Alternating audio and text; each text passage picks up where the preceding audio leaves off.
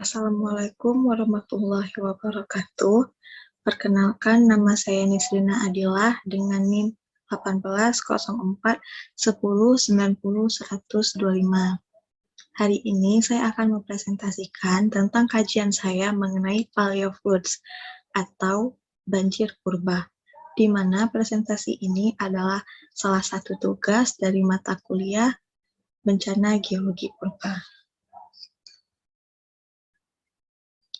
Sebelum kita mengenal tentang paleo floods, kita harus mengetahui dulu tentang banjir. Apa banjir itu? Banjir, menurut Suripin, adalah suatu kondisi di mana tidak tertampungnya lagi air dalam saluran pembuang atau palung sungai atau terhambatnya aliran air di dalam saluran pembuang sehingga meluap dan menggenangi daerah di sekitarnya. Nah, lalu apa perbedaan banjir dan paleo floods? Sebenarnya sama-sama banjir. Hanya saja paleo floods ini adalah banjir masa lampau atau banjir purba yang terjadi pada masa lalu dan tidak tercatat baik oleh pengukuran hidrologi, observasi, dan atau dokumentasi non-hidrologi maupun rekaman sejarah banjir. Identifikasi paleo floods bertujuan untuk memperpanjang catatan tentang banjir jangka panjang, di mana paleo floods ini terdapat dua indikator yang dapat mengindikasikan adanya paleo floods, yaitu indikator sedimentologi dan botani. Sedimentasi pada peristiwa banjir ini disebabkan oleh perubahan tajam kondisi energi aliran antara aliran utama yang disalurkan, di saluran, dan di pinggiran. Pada daerah pinggiran, selama terjadi banjir dan genangan air secara signifikan akan mengurangi kecepatan aliran air dan mendukung pengendapan tanah, lumpur, serta pasir. Deposit batu besar juga memungkinkan untuk ada pada endapan ini, di mana deposit batu besar ini akan menjadi bukti yang ditinggalkan oleh banjir yang memiliki tekanan tinggi. Dan menjadi indikator paleo flood kedua adalah indikator botani, yang dimana berupa indikator tumbuhan yang menunjukkan seberapa besar peristiwa banjir yang terjadi pada masa lampau. Selanjutnya, kita akan masuk kepada investigasi paleo floods dalam ilmu geologi, di mana dalam melakukan investigasi paleo floods ini juga bisa menggunakan beberapa cabang ilmu geologi. Di antaranya, pada hari ini saya akan membahas tentang geomorfologi, sedimentologi dan stratigrafi, dan geokronologi. Yang pertama, tentang geomorfologi. Geomorfologi yang seperti yang kita tahu adalah tentang cabang ilmu geologi yang mempelajari tentang bentang alam. Nah, apa kaitan geomorfologi dan apa pengaruh geomorfologi terhadap banjir? Menurut Verstappen pada tahun 1983, ia mengemukakan bahwa satuan atau unit geomorfologi dapat dilakukan deliniasi satuan hidrologi suatu daerah. Adapun aspek geomorfologi yang penting dalam mendeliniasi satuan hidrologi yaitu aspek morfologi dan aspek morfogenesa. Menurut Engelen dan kawan-kawan pada tahun 2005, tenaga air sangat sensitif terhadap kondisi lingkungan dan perubahan tersebut akan tergantung pada kondisi iklim, vegetasi penutup lahan, dan penggunaan lahan. Bentuk-bentuk sungai atau lembah dapat digunakan sebagai petunjuk tentang perubahan lingkungan 10.000 tahun yang lalu, yang dimana ini berhubungan dengan iklim, penggunaan lahan yang dibentuk oleh sistem fluvial. Geomorfologi fluvial dapat digunakan sebagai dasar dalam pengelolaan sungai pada masa sekarang. Nah, kenapa morfologi ini bisa menjadi salah satu bahan investigasi, di mana kita akan melakukan kajian tentang karakter morfologi. Karakter morfologi ini biasanya dikontrol oleh variasi batuan pada daerah di sungai tersebut. Misalnya, pada batuan yang mudah tererosi di suatu tempat, ia akan membentuk cekungan luas yang diselingi oleh batuan resisten yang kemudian membentuk sebuah lembah sempit. Penyempitan lembah aliran sungai rawan terhadap pembendungan alami, di mana material seperti tanah, batuan, dan batang pepohonan mampu membentuk bendungan alami di bagian yang sempit, dan pada akhirnya akan menimbulkan pengumpulan massa air di bagian hulu.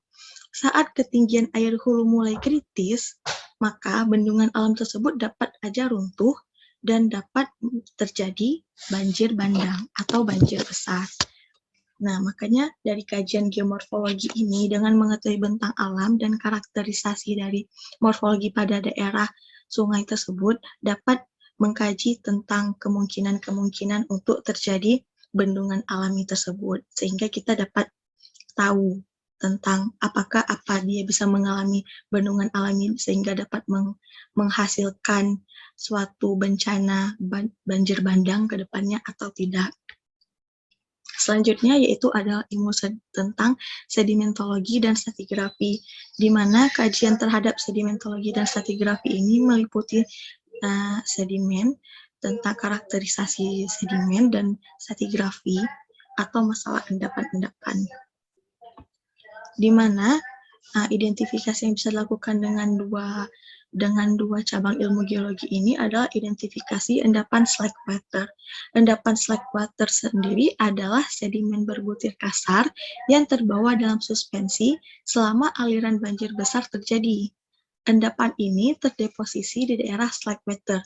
Daerah slackwater ini adalah daerah pada sungai yang tidak terpengaruhi oleh arus, di mana dia terlindungi dari aliran channel flow dan dapat ditemukan pada pertemuan sungai utama dengan sungai lain, antar anak sungai, atau pada tebing bedrock. Untuk melakukan identifikasi ini bisa dilakukan dengan dua tahap, yaitu melihat background dari lapangan penelitian, dan yang kedua meninjau sedimentologi daerah termasuk dengan stratigrafinya. Yang dimaksud dengan melihat background dari lapangan penelitian ini adalah kita melihat dan mengkaji bagaimana geologi pada tempat tersebut. Sedangkan untuk meninjau sedimentologi daerah termasuk dengan stratigrafinya dapat dilakukan dengan pembuatan sumur uji pada titik tertentu, yang dimana lokasi titiknya itu harus berada pada kelokan sungai, dan dilanjutkan dengan pengamatan stratigrafi dengan melihat dan mengamati dinding sumur sungai. Hasil sampel yang didapat kemudian bisa diberikan kepada lab sedimentologi untuk kemudian dianalisis tentang ukuran butirnya, kandungan mineral, bentuk dan ukuran butir, hingga umurnya, di mana analisis ukuran butir akan memberikan gambaran distribusi ukuran partikel. Analisis bentuk dan ukuran butir dilakukan untuk mengetahui proses dan kondisi pengendapan material sedimen yang ada. Nah, untuk stratigrafi ini akan membantu kita untuk memberikan informasi mengenai kondisi geologi seperti keberadaan struktur, umur geologi, lingkungan pengendapan, serta kronologi pada daerah tersebut. Kenapa dia bisa menghasilkan umur geologi? Karena nantinya kita bisa saja melakukan korelasi antara lapisan-lapisan, tapi tentu saja itu tidak absolut atau tidak bisa jadi kunci utama. Nah, hal ini dapat diketahui dari kejadian banjir. Umumnya, banjir akan membawa beragam ukuran sedimen bersamanya. Dari keberagaman sedimen dan tanah yang ikut terbawa bersama banjir ini, dalam kurun waktu tertentu nantinya sedimen-sedimen yang terbawa ini akan mengendap dan kemudian dia akan tertimpa lagi oleh endapan-endapan yang baru. Nah, umum dari endapan paleofluid ini dicirikan dengan keberadaan endapan material sedimen dengan ukuran yang tidak beragam.